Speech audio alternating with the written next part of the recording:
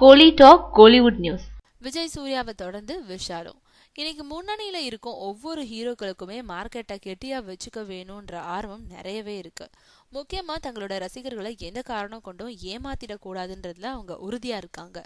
அதனால எத்தனை நம்பிக்கைக்குரிய டைரக்டர்களா இருந்தாலுமே அவங்க கிட்ட கதை கேட்காம நடிக்கிறது இல்லைன்றதுல எல்லாருமே பிடிவாதமா இருக்காங்க. அதனாலதான் கௌதம் மேனன் தங்கிட்ட கதைய சொல்லாததுனால யோகன் அத்தியாயம் 1 படத்துல நடிக்க மறுத்தாரு விஜய்.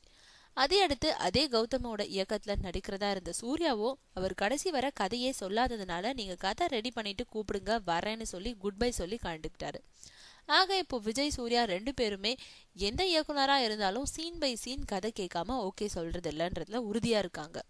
அந்த வரிசையில இப்போ விஷாலும் இணைஞ்சிருக்காரு. இதுக்கு முன்னாடி எல்லாம் அவுட்லைனா கதை சொன்னா கூட ஓகே சொல்லிடும் அவரு. இப்போ ஏற்கனவே தன்னை வச்சு பாண்டிய நாடு ஹிட் கொடுத்த சுசீந்திரன் கிட்டையும் முழு கதையும் சொல்லணும்னு சொல்லிட்டாராம். அதனால இப்போ அவர்கிட்ட முழு கதையும் படம் பாக்குறது மாதிரி சொல்லி முடிச்சிருக்காராம் சுசீந்திரன்.